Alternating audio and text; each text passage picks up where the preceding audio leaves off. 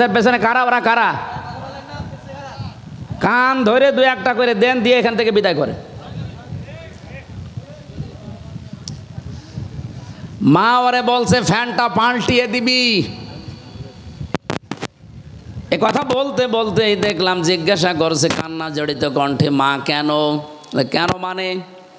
আমি তোর তোর ছোটবেলা থেকে পর্যন্ত মানুষ করে দেখেছি, তুই তো গরমে থাকতে পারিস না, তো যে ফ্যানটা আজ 3 মাস আমার মাথার ওপর এটা ঘোরে না, তুই আমার সাথে শেষ বয়সে যা করলি, আমার মনে হচ্ছে কিছুদিন পরে তোরে এখানে আসা লাগবে। তোর তো ফ্যান ছাড়া ঘুম হবে না, তোরে আমি খুব ভালোবাসি, আগে থেকে সতর্ক করলাম, ফ্যানটা পাল্টিয়ে নতুন ফ্যান আগে লাগিয়ে দিস, তাহলে তোরই ভালো হবে। এ কথা বলে ওর মা মরে গেল। আমারে বলছে হুজুর মন খারাপ, আমি দেখতে গিয়েছিলাম ওটা ওই চট্টগ্রাম বিভাগে। মন খারাপ করবেন না, আমার ওপরে আপনি গালি দিয়েন না, রাগ করেন না, এ দোষ শুধু আমার একা না, আমিও আপনার মতোই দিনী শিক্ষায় শিক্ষিত, আমি কলেজের অধ্যাপক, আমি জেনারেল থেকে অনার্স মাস্টার্স করেছি, আমার 2টা ছেলে মেয়ে আছে, আমার মা 3 মাস এখানে পড়ে আছে, মাঝে মাঝেই মাকে আমি খরচ দিয়ে যাই, কিন্তু সাধ্য মতো দিতে পারি না। বউ আমারে বলেছে এই বুড়ি যদি বাড়ি থাকে তোমার ভাত আমি খাবো না। আমি তো বউকে তালাকও দিতে পারলাম না ওই বাচ্চা দুটোর মুখের দিকে তাকিয়ে। শেষ পর্যন্ত মাকেই রেখে গিয়েছিলাম, আজকে মা আমার চিরদিনের মতো চলে গেল। আমার বাবা সেই ছোট্টবেলায় মারা গেছে, বহু কষ্ট করে এ পর্যন্ত আমি পৌঁছিয়েছিলাম। খুব অবস্থান ভালো না আমার, যাই আছে আমি চলতে পারতাম, কিন্তু আজকে আমি এমন একজনকে হারালাম যে দুনিয়ায় আমার নাম ধরে ডাকবে সেরকম মানুষ এখন আর নেই। বলেন তো জেনারেল শিক্ষা বলেন আর ধর্মীয় শিক্ষা বলেন, মা বাবাকে বৃদ্ধাশ্রমে রেখে আসার পেছনে আমি যতটুকু দেখছি, আমি তো একেবারে কম ঘুরি না, যতটুকুই দেখছি সবচাইতে বেশি ভূমিকা পালন করে বাড়ির বউগুলো। 100টার প্রায় 98টা পরিবারে আজ বউ শাশুড়ির মিল নেই। ছোটোখাটো জিনিস নিয়ে তাদের মনের দূরত্ব, শরীরের দূরত্ব এত বেশি, শেষ পর্যন্ত স্বামী যারা আমরা আছি আমরা মানসিক রোগী হয়ে যাই। বউর দিকে একটু ভালোবাসা দেখালে আমার নাম পড়ে যায়, আমি বউ পাগল। মা বাবার কথা শুনতে গেলে ওদিকে শ্বশুর শাশুড়ির মন তো পাওয়াই যায় না, বউ বলে ফেলে তোমার বিয়ে করার দরকার কি। আমি কি বেশি বললাম? হ্যাঁ, এটা বাংলাদেশে নেই। এই 2 চাপা কলে পড়ে হাজার হাজার স্বামী আজ আমরা মানসিক রোগী, কিছু বলতেও পারি না, সইতেও পারি না। এ ঝামেলায় আছেন কারা? হাত তোলেন দেখি, তোলেন।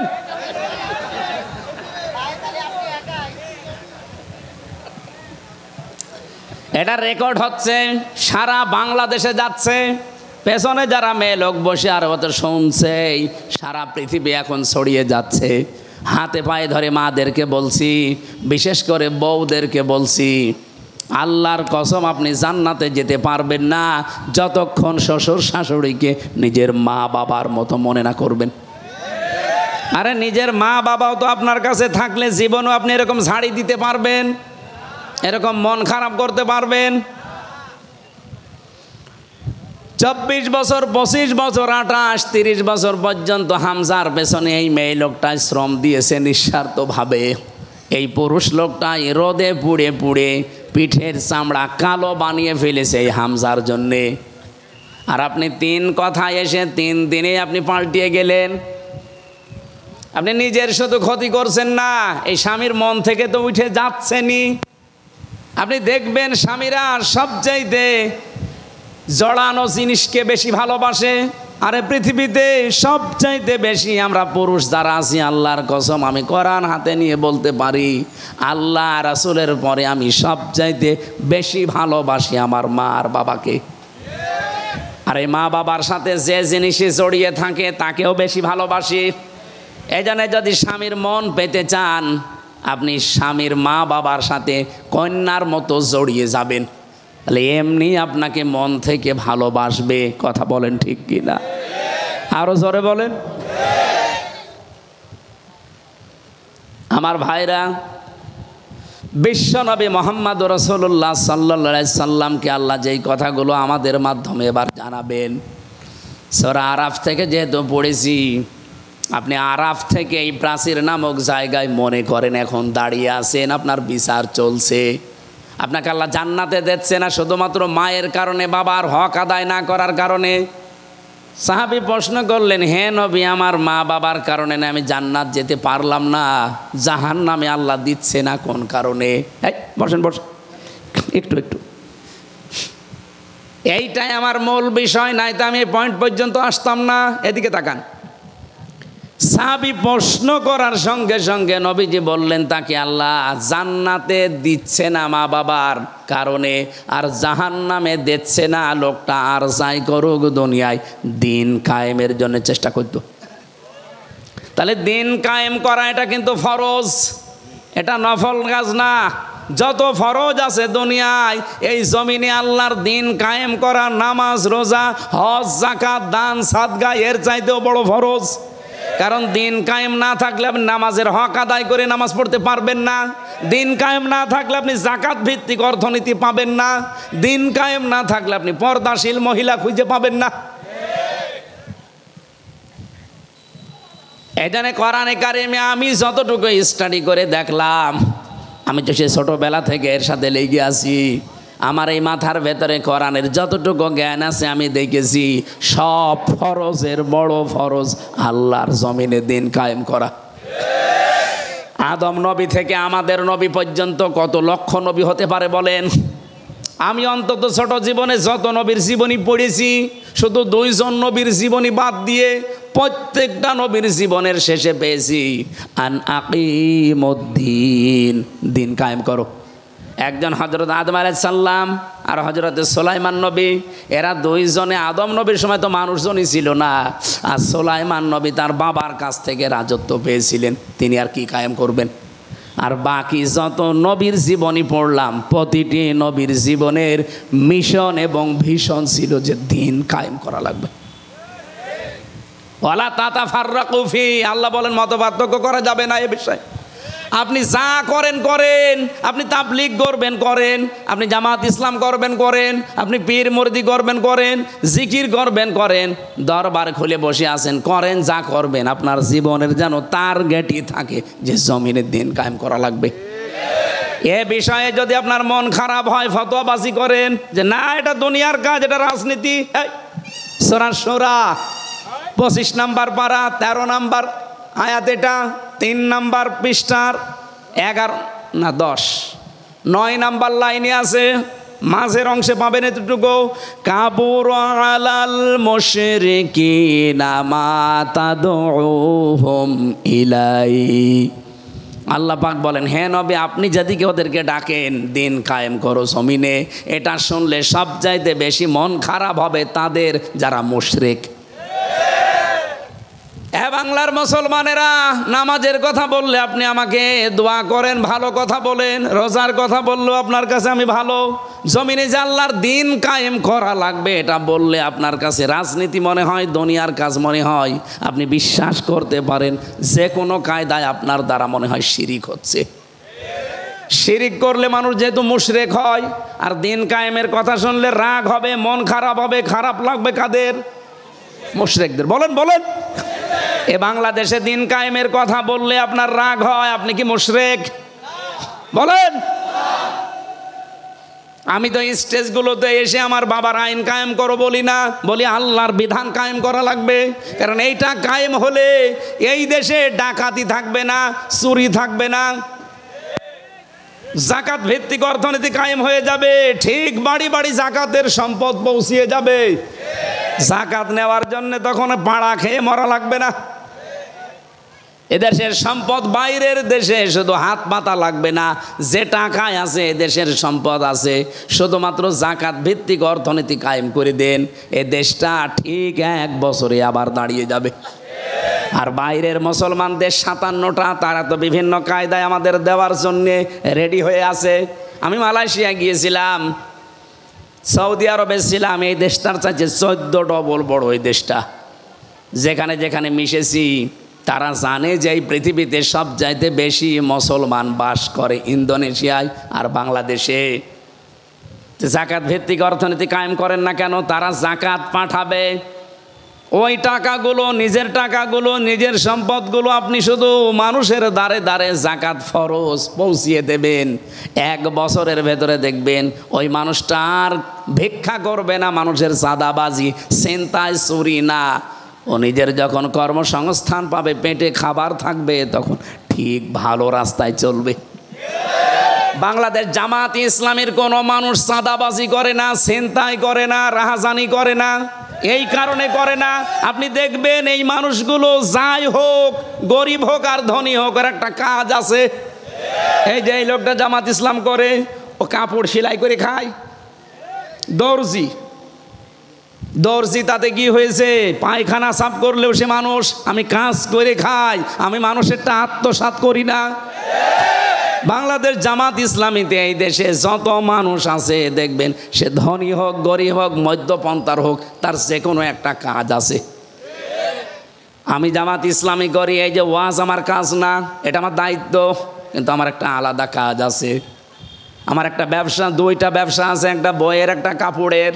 যদিও সরাসরি আমি সময় না দিলেও আমার লোক রাখা আছে, আমার শালাটা কাজ করে, আমার আর কর্মচারী দিয়ে কাজ করি। আমার কর্মজীবন আছে, আমার ব্যবসা আছে, লাভ লস আছে। এই জন্য আমার চাঁদাবাজি করা লাগে না, আমার ছিনতাই করা লাগে না, আমার টেন্ডারবাজি করা লাগে না। অথচ যে মানুষগুলোর কর্মজীবন নেই, তাদের কর্মজীবনই এই রাজনীতি। বলেন তো, তার কোনো কর্মজীবন নেই, কোনো কাজ নেই, ওর কাজই রাজনীতি করা। তো সে মেম্বার হয়ে, চেয়ারম্যান হয়ে, মেয়র হয়ে, এমপি হয়ে ও মেরে খাবে নাকি? আকাশের দিকে তাকিয়ে থাকবে? এই কারণেই কুষ্টিয়ার কথা বলছি। আগস্টের 5 তারিখের পরে এই সেপ্টেম্বর আরম্ভ হচ্ছে কালকে থেকে, এই 1 বছর 26 দিনের একটা জরিপ। শুধু কুষ্টিয়ায় বহু মানুষ হাজার হাজার কোটি কোটি টাকা শুধু চাঁদাবাজি করিস। কই জামাত ইসলামের একটা লোকের বিপক্ষে এটা তোলেন তো, সারা বাংলাদেশ দিয়ে দিলাম, যান। আপনার বিরুদ্ধে কথা আসে কেন? কর্মজীবন তৈরি করেন, দরকার পায়খানা সাফ করেন, রাস্তা ঝাড়ু দেবেন, যে কোনো কাজে থাকবেন। শয়তান আপনাকে দিয়ে উল্টা পাল্টা কাজ করাতে পারবে না, কারণ কাজ যখন নেই তখনই শয়তান তার টার্গেট করে। আপনাকে আমি ভালোবাসি, আপনার আখেরাত যেন নষ্ট না হয়। আরে ভাই, চাঁদাবাজি করে হয়তো আপনি 2 কোটি টাকার মানুষ হবেন, আপনার চাইতে আরও 5 কোটি টাকার মালিক ছিল অনেকেই, কিন্তু এখন বাড়িতেও থাকতে পারে না। আমি নিজে সাক্ষী, 620টা বাড়ি একজন মন্ত্রী ছিল। আগে যিনি মন্ত্রী ছিল, ভূমি মন্ত্রী, আপনার ডিলু, উনি তো কবরে চলে গেছে। ওনার পরে একজন হয়েছিল চট্টগ্রামে বাড়ি, সাইফুজ্জামান জাভেদ। একবার বাইরের দেশে গেলাম, সিঙ্গাপুরে না মালয়েশিয়া যেন, হোটেলে উঠেছি, নিচতলায়। হোটেল তো অনেক বড় বড় হোটেল, লিফটে নামা লাগে। 20 তলা, 25 তলা, 30 তলা, 118 তলা পর্যন্ত আছে মালয়েশিয়াতে। চিন্তা করলাম একটু নিচে যাই তো দেখি কি অবস্থা। নিচে এসে দেখি ওয়েটিং রুমে 2 জন শয়তান গল্প করছে। আমি গেছি, আমারে তো চিনে ফেলেছে। বলছে, হুজুর সালাম আলাইকুম। ঠিক আছে, কি এখানে? হুজুর আমরা আগেই পালিয়েছি। অবস্থা দেখি আমরা আগেই পালিয়েছি। পালিয়ে আপনি এখানে কেন? আসি আমি। কত নাম্বার কামরায় আছেন? আসি এই হোটেলে আসি। আপনি কত নাম্বারে আছেন? আমার তো আর ওর মতো ভয় নেই, বললাম অমুক নাম্বারে আছি। আপনি এখানে হোটেলে এসে থাকেন, অথচ শুনেছি নাকি এই দেশে আপনার সাহেব পাড়া আছে, সিঙ্গাপুরে আপনার নিজের ফ্ল্যাট আছে, থাইল্যান্ডে আপনার বাড়ি আছে, আমেরিকায় বাড়ি আছে, কানাডায় বাড়ি আছে, আর বাংলাদেশের বিভিন্ন জেলায় সব মিলে সরকারি তালিকায় তার 620টা বাড়ি। আমার বাবার একটা বাড়ি মাত্র। তাই আমি এই 1 বছরের ভেতরে মনে হয় 2 মাসও বাড়ি থাকতে পারি না। 10 মাসে আমার রাস্তায় কাটে। আর আপনার 620টা বাড়ি কবে থাকবেন? আমারে বছর থাকা আগস্টের 5 তারিখ তো আপনারা সব দখল করে নিলেন। আমি 3 তারিখে রাতে পালিয়েছি, এই পর্যন্ত প্রায় 7 মাস চলছে। খুব গোপনে আছি, কেউ জানে না। আপনি শুধু দোয়া করেন। দোয়া? তোমার জন্য দোয়া আসবে মন থেকে? বদদোয়া আসবে? তো এখানে থাকেন টাকা, এখানে তো অনেক ভাড়া। উনি সেই কামরার কথা বলেছেন, যেখানে থাকে কমপক্ষে বাংলাদেশের টাকায় কমপক্ষে 50,000 টাকা প্রতিদিন। আমাদের 30,000 লাগতো। আমাদের তো 1 রুম, আর উনি ফ্ল্যাট নিয়ে থাকে। 50,000 টাকা প্রতিদিন ভাড়ায় 7 মাস চলতেছে একাধারে, অথচ নিজের বাড়ি তালা লাগানো। যে সাহেব পাড়া আছে তালা লাগানো, ওখানে থাকেন না? থাকবো। 20 লাখ বাঙালি আছে এই দেশে, যদি আমারে দেখে কোনোদিন বাইরে পিটিয়ে ভর্তা বানিয়ে ফেলবে। এই হোটেল যেহেতু খুব সিক্রেট, কেউ আসে না এখানে, কারণ 3-4টা গেট পার হয়ে আসা লাগে। আবার সেন্সর লাগানো আছে, আপনি গেলেই ঢুকতে পারবেন না। আপনার চেহারা দেখবে, তারপরে কাজ খুলবে, ওটা আগে থেকে সিস্টেম করা। তো এখানে আসি জেলখানার মতোই প্রায়, শুধুমাত্র একটু খাওয়া দাওয়া ভালো আর ওই মোবাইল চালাতে পারি। তাছাড়া আপনারা 3 বছর জেলে ছিলেন, ওই রকমই আছে। তাও তো অন্তত আপনারা কারারক্ষী দেখতেন, ওই যে জেলার সোফার আসতো, মাঝে মাঝে দেখা হইতো।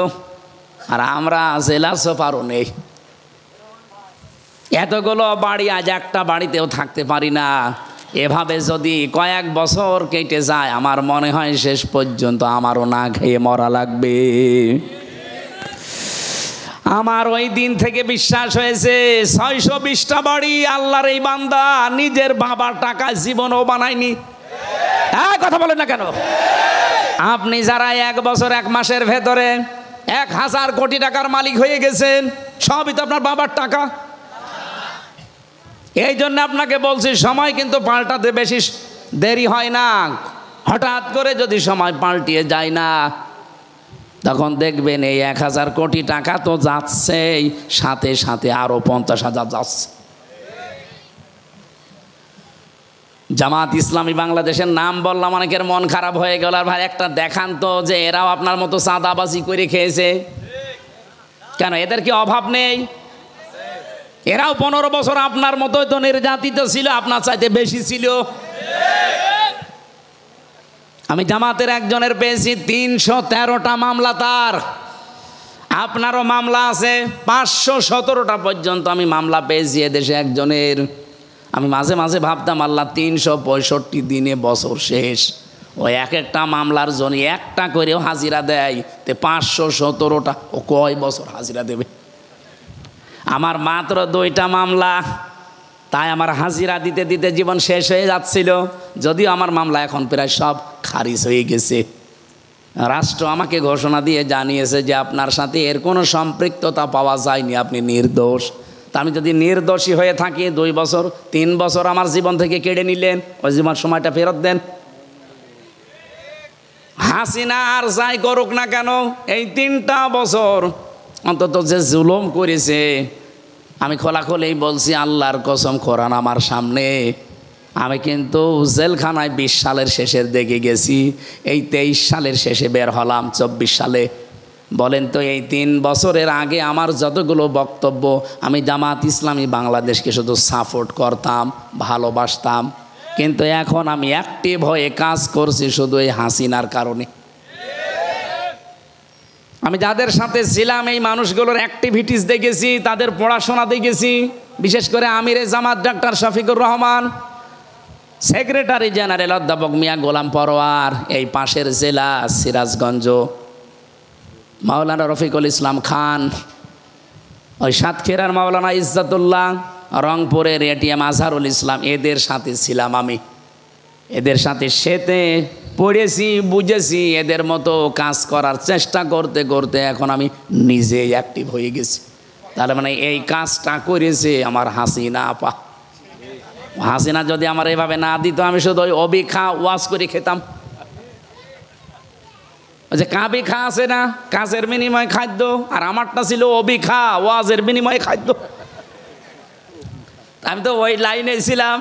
হঠাৎ করে এভাবে কষ্ট না দিলে আমি তো অ্যাক্টিভ হতাম না।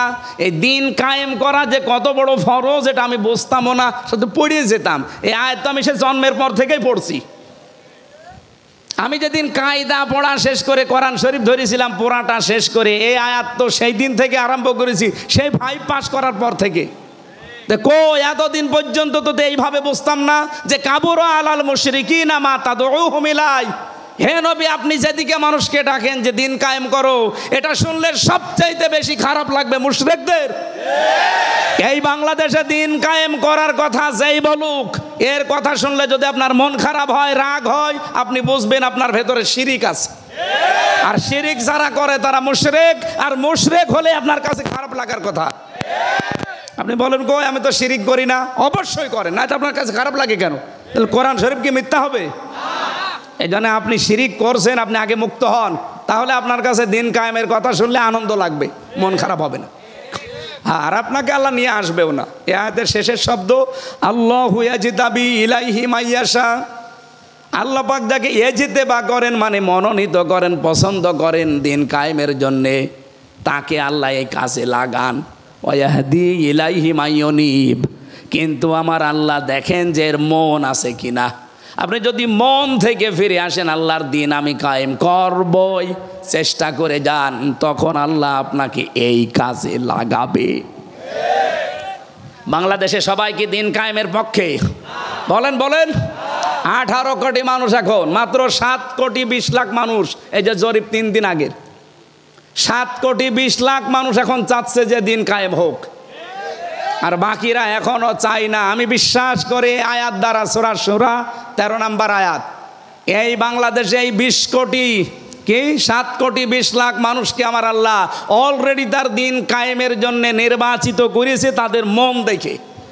তারা যেহেতু ইলাইহি উনিব, মন থেকে ফিরে আসতে, উনিব না ইউনিব, ইলাইহি ইউনিব, যারা মন থেকে আল্লাহর দিকে ফিরে আসতে চায় তাদেরকে দিন কায়েমের কাজে আল্লাহ লাগিয়ে দেন। আর বাকি এখনো যাদেরকে আল্লাহ নির্বাচিত করেনি, পছন্দ করেনি, তারা আসতে পারে নাই, তাদেরকে আহ্বান জানাচ্ছি, মন তৈরি করেন, জীবনের টার্গেট বানান যে আমি 200 বছর বাঁচবো, দিন কায়েম হবে না, আমি বেঁচে থেকে লাভ কি? আল্লাহর বিধানে যদি কায়েম না হয় জমিনে, আমি তো অন্তত 100 বছর পরে মরে যাব, কিন্তু জমিন তো এইভাবেই থেকে যাবে, শয়তানরাই চালাবে না। আমি যতদিন আছি আমার টার্গেট এইটা যে জমিনে কি করে আল্লাহর দিন কায়েম করা যায়। একটু মন চায় না, চর্ম চোখে দেখতে মনে চায় না যে কোরআন দিয়ে চললে দেশটা কেমন লাগে? আর এটা বললে আপনার কাছে রাজনীতি মনে হয় কোন কারণে? আপনি করেন, আমি আপনার পেছনে আসি। হয় আপনি নিজে ভালো হয়ে এই কাজ করেন, হয় নিজে ভালো হয়ে এই কাজ করেন, নয়তো যারা করছে তাদের পেছনে থাকেন। ফতোয়াবাজি করবেন না, ওয়ালা তাতাফাররাকু ফি, কোনো ফতোয়াবাজি এই লাইনে চলবে না।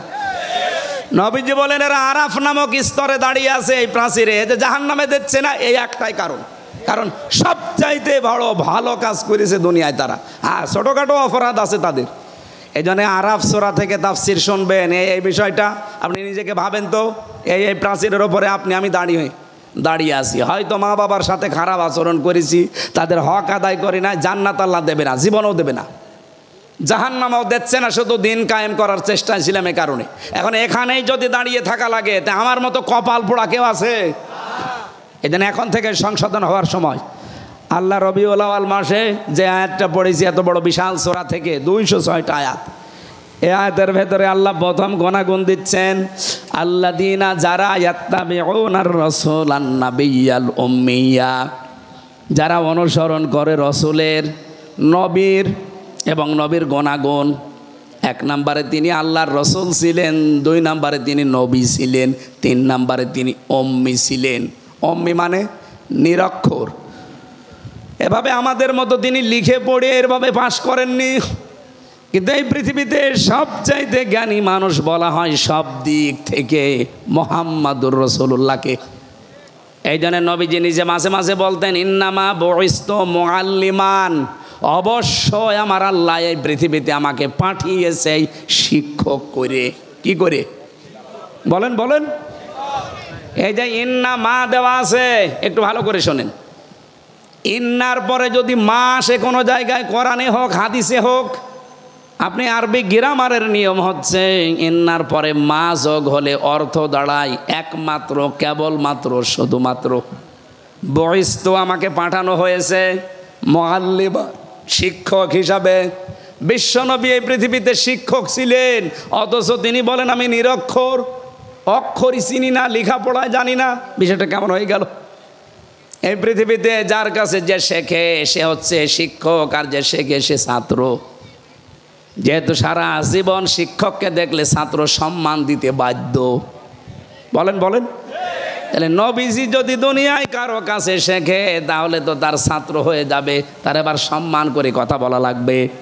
এই জন্য নবীজির রওজায় লেখা আছে ওই সূরা হুজুরাতের আয়াতটা, লা তুকদ্দিমু বাইনা ইয়াদাইল্লাহি ওয়া রাসূলা লা তারফাউ আসওয়াতাকুম ফাওকা সাউতিন নাবিয়্যি ইলা আখিরি আয়াত। তোমাদের আওয়াজ যেন রসুলের আওয়াজের ওপরে না ওঠে, তোমাদের কদম যেন রসুলের কদমের সামনে চলে না যায়। আমার ভাইরা, বিশ্বনবী মোহাম্মদ রাসূলুল্লাহ কাউকে সম্মান দেবে শিক্ষক হিসাবে, এটা মানায় না নবীজির জন্যে।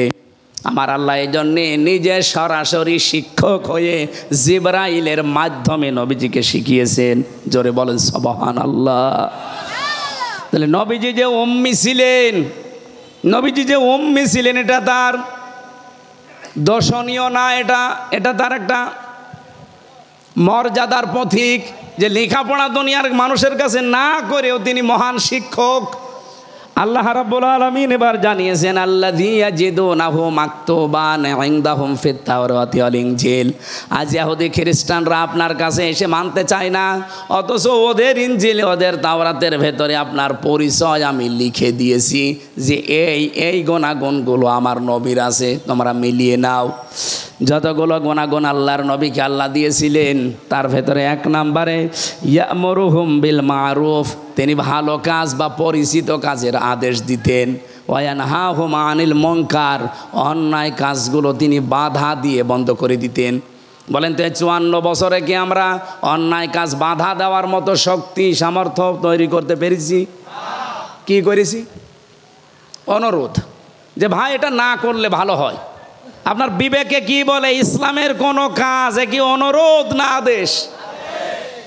92% মুসলমানের দেশে যদি ইসলাম আদেশের জায়গায় যেতে না পারে, খালি অনুরোধের জায়গায় থাকে, তা আপনি কবে আবার কি করবেন?